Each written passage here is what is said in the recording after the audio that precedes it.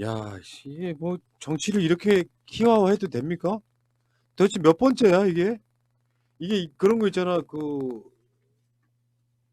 이혼도 전문적으로 하시는 분이잖아요. 보통 어쩌다가 한 번, 두 번은 할 수 있는데 이혼을 막 한 대여섯 번씩 하시는 거랑 똑같은 경우 아니에요?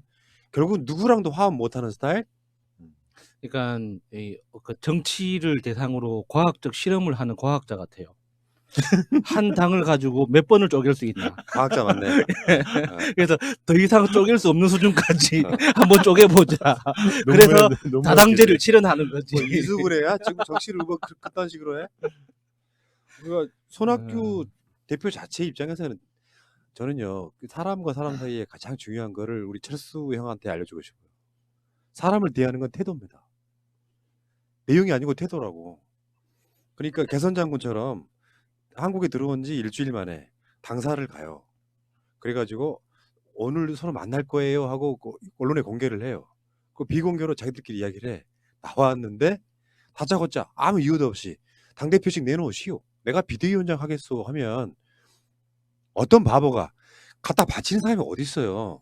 그러니까 손학규로 하여금 노라고 말할 수 있는 명분은 안철수가 준 거예요. 사실은. 그러니까 열과 성을 다해서 예를 들면 이런 거 있잖아. 정치개혁, 검찰개혁 등을 하느라 고생하셨어. 4+1으로서. 손학규가 했을 테니까. 그리고 그동안 당 끌어오시면서 새로운 보수당 애들 나갔는데 거기에 대한 마음고생은 어떠셨는지 제가 나가 있으면서 죄송하게 생각한다. 어떤 열과 성을 다해서 그리고 나서 지금 새롭게 이제 새 판을 짜야 되는데 선거가 시작되기도 하는데 뭐 저랑 같이 한번 해보실까요? 라든지 이런 방식으로 해서 상대방을 최대한 존중해 준 다음에 내가 내가 돌아왔으니까 뭔가 같이 한번 끌어보시자라는 어떤 그 예우가 있어야 되잖아요. 다짜고짜 손학규 대표의 말에 의하면 물러나란 이유도 없이 당대표씩 내놓으시오라고 하면 누가 그걸 내놓냐고. 그건 누가 봐도 명분은 손학규한테 있어요. 저런 싸가지 없는 새끼가 이런 느낌을 누구나 다 받았잖아요. 근데 당대표직을 안 내려놓겠다고 하니까 기다렸다는 듯이 탈당. 야, 이렇게 훌륭한 이게 옛날에 그 천정배 안산에서 국회의원 하다가 서울시장 보궐선거가 나니까 3일 만에인가 의원직 사퇴하고 왔던 천사일 볼트에 비하면 안사인 볼트는 마라톤을 이럴 때 배웠구만. 아니 근데 좀 기다렸으면 어땠을까 하는 생각을 해봐요. 누가요? 안철수가. 어.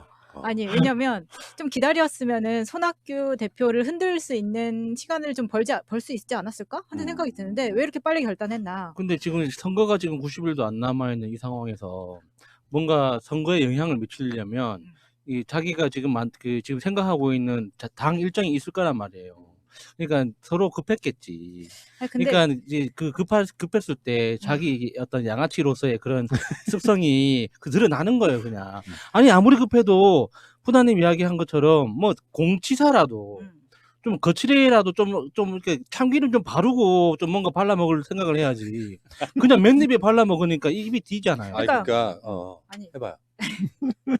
제가 좀 컨셉을 짜봤는데 아가씨가 유학 간 사이에 이사를 힘들게 가서 집안을 정비를 다 했단 말이에요. 근데 유학 가서 돌아오더니 안방을 내놓으래.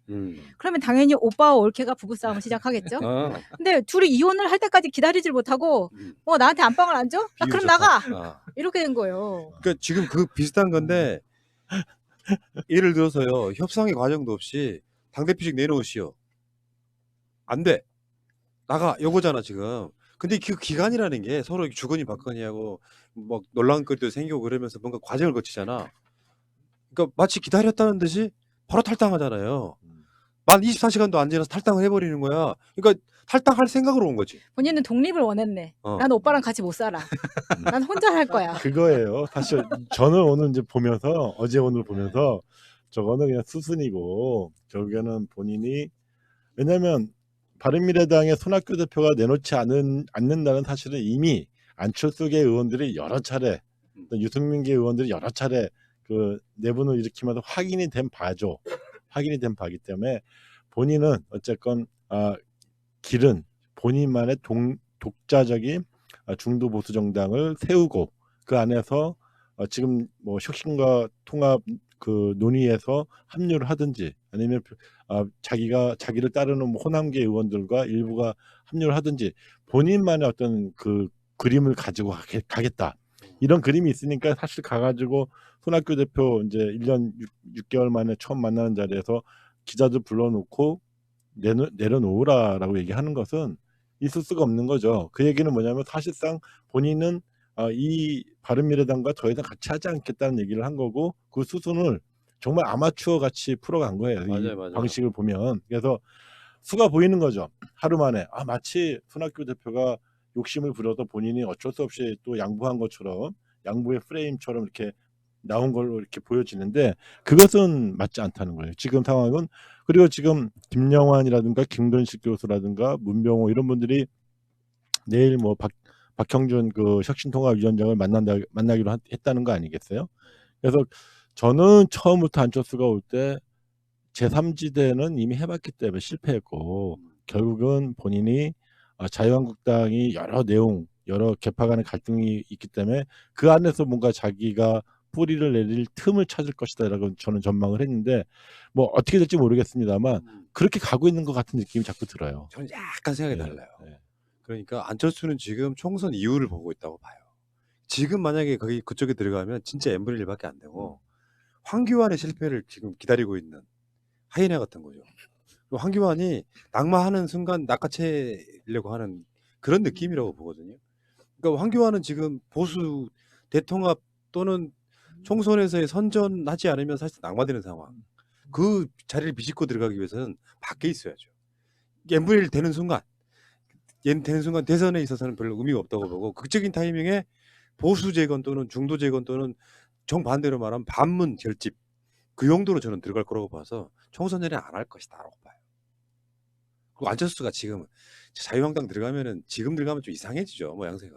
그러니까 자유한국당이 입당하는 형태는 아닐 겁니다. 근데 지금 가능한 방식은 실제로 시간 한 50일 정도밖에 안 남았어요. 오늘 이제 선거일까지는 77일 남았지만 여러 일정들을 고려하면 40일에서 50일 정도 남은 상태인데 그 과정에서 할 수 있는 거는 어쨌든 선언적으로 추진위 정도로 등록을 해놓고 그 과정에서 지금 혁신과 통합 추진위의 그 논의에 이름을 얹어가지고 가는 그 정도 수준이 될 거라는 거죠. 예. 보니까 안철수가 그랬어요. 힘들고 외로운 길을 간다 이렇게 표현했는데 참 네 성격 때문에 그래.